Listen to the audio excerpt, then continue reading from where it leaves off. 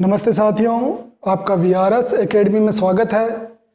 आज हम विसर्ग संधि के बारे में बात करने वाले हैं। विसर्ग संधि के मुख्य नियम हम 1, 2, 3, 9 उदाहरणों के माध्यम से देखेंगे।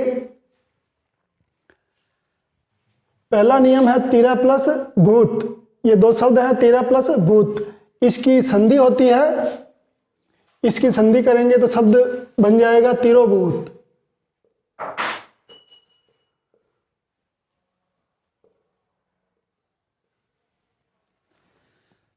वैसे ही यश प्लस इच्छा की संधि होती है यश इच्छा। इन उदाहरणों के द्वारा हम नियम निकालेंगे और उन नियमों को कंठस्थ करेंगे। हमें याद रखने हैं सिर्फ 9 उदाहरण। इन 9 उदाहरणों से 9 नियम हम निकालेंगे और उन नियमों के आधार पर बहुत सी प्रैक्टिस करेंगे ताकि अपनी विसर्ग संधि सदा सदा के लिए कंप्लीट हो जाए। दुह प्लस व्यसन, इसकी संधि होती है दुर्व्यसन। दुह प्लस व्यसन,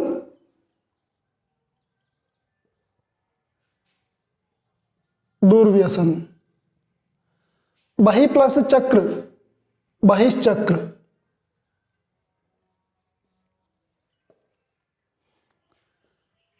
बहि प्लस चक्र, बहिश्चक्र।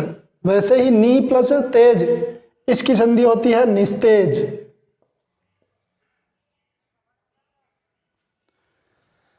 धनु प्लस टंकार, इसकी संधि होती है धनुष टंकार।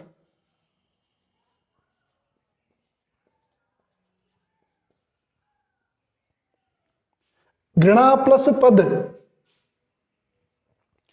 इसकी संधि होती है घृणा प्लस पद, घृणास्पद।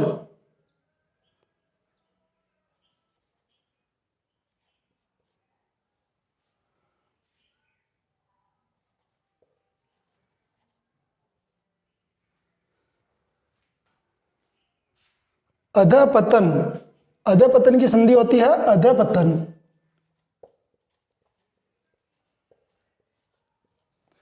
वैसे ही अंतर्गत की संधि होती है अंतर्गत की अंतर्गत, अंतर्गत। इन नियमों, इन उदाहरणों में हम देखते हैं सभी पहले वाले शब्दों के बाद में विसर्ग है, यानी विसर्ग संधि में विसर्ग रहता ही है पहले वाले शब्द के अंत में।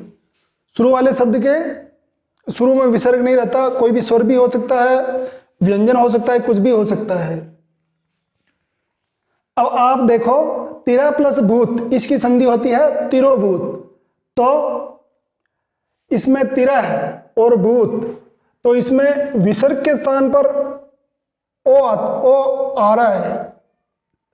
तो हम इससे ये निष्कर्ष निकालें कि इधर हो विसर्ग और विसर्ग के पहले अ है। अ है क्योंकि र में अ जुड़ा हुआ है। ये अपना र व्यंजन और इसमें जोड़ेंगे स्वर, तो ये बन जाएगा र और ये विसर्ग। तो इसमें ये अ है, र में अ है ही और विसर्ग हुआ। विसर्ग के बाद में फिर ये ब है। ब आता है प फ ब भ, प फ ब भ। प वर्ग का चौथा वर्ण, यानी तीसरा, चौथा और पांचवा वर्ण हो, यानी घोष व्यंजन हो। घोष व्यंजन में य, लव और है भी आता है। तो घोष व्यंजन हो, घोष घोष वर्ण में स्वर भी आते हैं, लेकिन इस नियम में हम यही कहेंगे कि भी घोष व्यंजन हो और अह के बाद में अ हो। अ घोष व्यंजन और स। तो अगर ये हो अह के बाद में, अह के बाद में अ घोष व्यंजन और स हो तो अह बदल जाता है ओ में। किस में बदलता है दोस्तों? ओ में। जैसे तिरा प्लस भूत तिरो भूत ओ हो रहा है, ये इस ए का।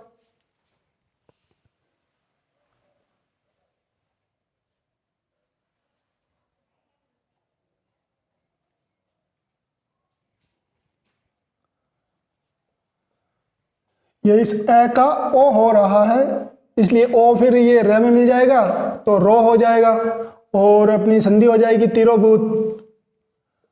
तो आप एक नियम ये याद रखें,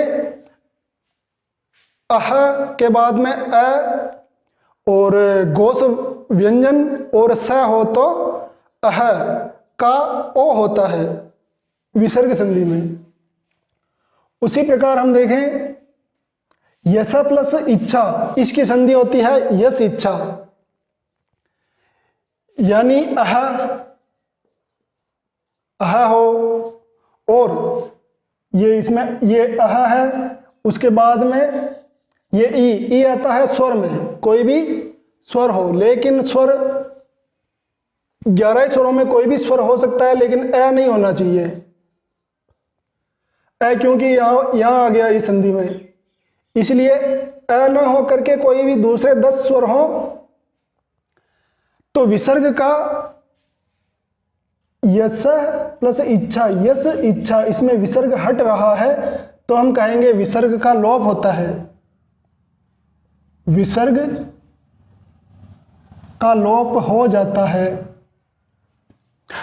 अह के बाद में कोई भी स्वर हो ए को छोड़कर तो विसर्ग का लोप हो जाता है, और अह के बाद में अ हो, गोस व्यंजन हो और स हो तो विसर्ग का अह का ओ हो जाता है, जैसा इस पहले नियम में है। और अगले वाला उदाहरण ये रहा दु प्लस व्यसन, इसकी संधि होती है दुर्व्यसन। तो पहले वाला जो शब्द है उसमें होना चाहिए ई या ई या ओ या ओ, और अगले वाला वर्ण है व्यय। व्यय आता है साथियों घोष वर्ण में आता है वह। वर्ग का तीसरा चौथा पांचवा वर्ण सभी स्वर य र ल व और है ये घोष वर्ण में आते हैं।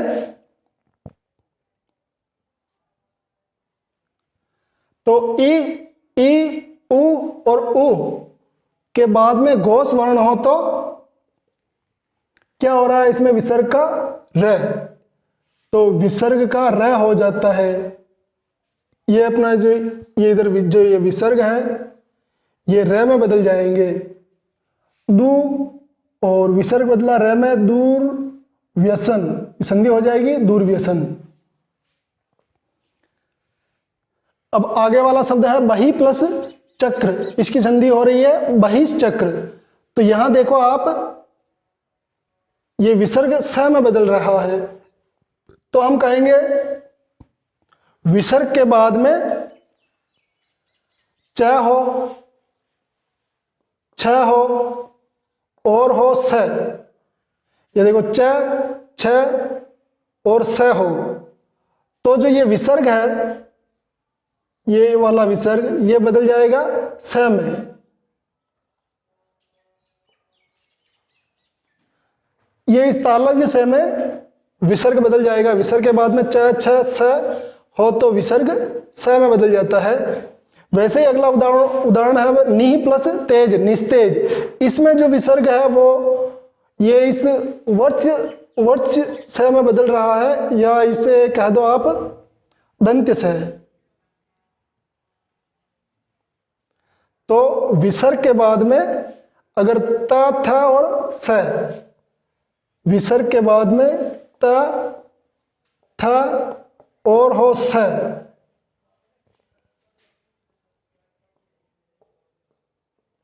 तो विसर्ग बदल जाता है इस स में। ये स वर्त्य स। हम इन तीनों स को ये स और ये स और ये स, इनकी कैटेगरी के हिसाब से ही याद रखें तो ज़्यादा बढ़िया रहेगा, क्योंकि इनमें भी परीक्षा के लिहाज से प्रश्न आते हैं। ये स हो गया तालव्य स, और ये स हो गया मूर्धन्य स, और ये वर्त्य स या दंत्य स। इन्हें हम से षटकोण वाला, से सड़क वाला, से सलजम वाला, ये इस तरीके से याद न रखें, क्योंकि इस टाइप से एग्जाम में क्वेश्चन नहीं आते हैं। एग्जाम में कभी कभी क्वेश्चन आ जाता है कि निम्न में से कौन सा मूर्धन्य से है, कौन सा दंत्य से है, या वर्त्य है, या तालव्य है। तो हम यही ऐसे ही याद रखें कि ये तो है तालव्य से, ये मूर्धन्य से है, और ये वर्त्य से है। तो ये से विसर्ग के बाद में त था स हो तो विसर्ग वर्त्य से में बदल जाता है। यहां बदल रहा है नी प्लस तेज, तो ये स में बदल जाएगा नी, और ये वर्त्य से निस्तेज, ऐसे शब्द संधि करने पर बन जाएगा।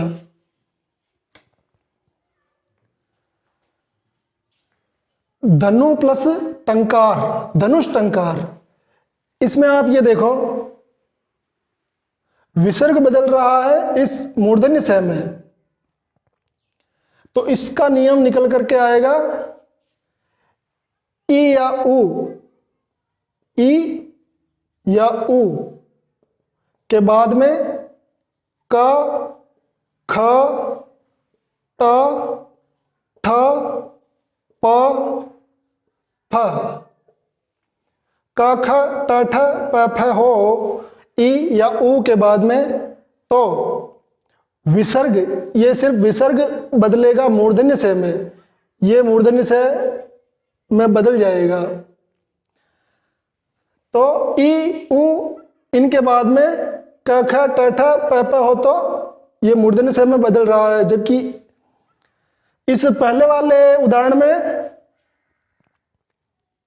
ये तथा स है, तो ये वर्त्य से में बदल रहा है, और इससे पहले वाला है इसमें अगर च स है तो ये स में बदलता है। तो आप ये देखो विसर्ग के बाद में च स और त स और ट ठ के होने पर ये तीनों से आते हैं। तो च वर्ग का हो तो ये स, त वर्ग का हो तो ये स, और ट ठ हो तो ये मूर्धन्य से आ जाएगा। अब आगे वाला उदाहरण है ये घृणा प्लस पद, इसकी संधि हो रही है घृणास्पद। तो जो इसमें ये विसर्ग जो है ये अपने वर्त्य से में बदल जाता है, तो इससे नियम निकलेगा अ विसर्ग या आ विसर्ग, अ या आ कोई भी हो, और बाद वाले पद में क ख और प फ, क ख प फ हो, और पहले अह या आह हो, तो जो विसर्ग है वो स में बदलेगा, वर्त्य से में। आगे वाला उदाहरण है अधः प्लस पतन। तो अधः पतन ये जैसा है वैसा का वैसे ही रह रहा है, यानी नो चेंज। तो इसमें हम कुछ शब्दों को याद रखें, जैसे अंतः पुनः प्रातः और पय मन अधः। यहां देखो आप अंतः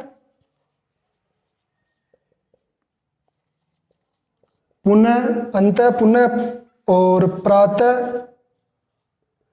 पय मनः और अधः, अंतः पुनः प्रातः पय मनः अधः।